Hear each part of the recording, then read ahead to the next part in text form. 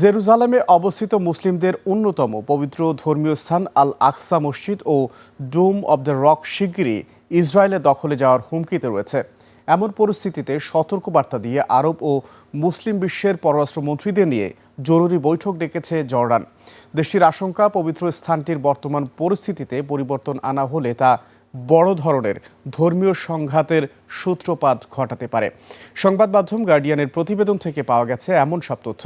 বিস্তারিত আফসানা নীলার রিপোর্টে।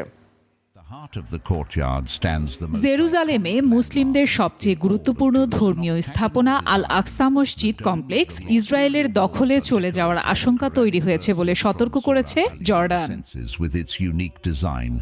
দেশটির দাবি, আল আকসা মসজিদ ও ডোম অব দ্য রকের চারপাশের চত্বরে ইসরায়েলি উগ্র ইহুদি ধর্মীয় গোষ্ঠীগুলোর ধারাবাহিক অনুপ্রবেশ পরিস্থিতিকে উদ্বেগজনক করে তুলেছে। প্রতিদিন বসতি স্থাপনকারীরা আল আকসা মসজিদে অনুপ্রবেশ করছে এবং একই সাথে ফিলিস্তিনি জেরুজালেমবাসীদের মসজিদে প্রবেশ করতে বাধা দেয়া হচ্ছে। এই পরিস্থিতিতে আরব ও মুসলিম বিশ্বের পররাষ্ট্রমন্ত্রীদের নিয়ে জরুরি বৈঠক আহ্বান করেছে দেশটি।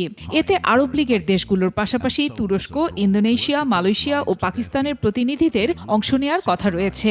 জর্ডানের আশঙ্কা, আল আকসার বর্তমান ধর্মীয় ব্যবস্থায় পরিবর্তন আনার যে কোনো চেষ্টা বৃহত্তর ধর্মীয় সংঘাত সৃষ্টি করতে পারে। শুধু তাই নয়, পশ্চিম তীরে ফিলিস্তিনিদের ব্যাপকভাবে উচ্ছেদ বা স্থানান্তরের আশঙ্কাও করছে আম্মান। সম্প্রতি 23 জুলাই ইসরায়েলের জাতীয় নিরাপত্তা মন্ত্রী ইতামার বেন গভিরের নেতৃত্বে ধর্মীয় ডানপন্থী ও বসতি স্থাপনকারী সহ 2000-এরও বেশি ইসরায়েলি ওই এলাকায় প্রবেশ করে প্রার্থনা ও ধর্মীয় আচার পালন করে। জর্ডানের কর্মকর্তারা এটিকে আধুনিক ইতিহাসে আল আকসার বর্তমান ব্যবস্থার সবচেয়ে গুরুতর লঙ্ঘন হিসেবে বর্ণনা করেছেন। জর্ডানের হাশিমি রাজপরিবারের তত্ত্বাবধানে থাকা মসজিদ ও এর প্রাঙ্গণে কেবল মুসলিমদের নামাজ আদায়ের অনুমতি ছিল। এছাড়া টেম্পল মাউন্ট এলাকায় বিশেষ পুলিশ ইউনিট গঠন নিয়েও উদ্বিগ্ন আম্মান। আগামী সেপ্টেম্বরে ইহুদি ধর্মীয় উৎসবের সময় পরিস্থিতি আরও উত্তপ্ত হতে পারে বলে জর্ডানের শঙ্কা। আল আকসা প্রাঙ্গণের তত্ত্বাবধানে জর্ডানের ভূমিকা দীর্ঘদিনের। অটোমান আমল থেকে এ দায়িত্বের সূত্রপাত হলেও 1967 সালের যুদ্ধের পর এবং 1994 সালে ইসরায়েল জর্ডান শান্তি চুক্তিতে জর্ডান এই তত্ত্বাবধান পায়।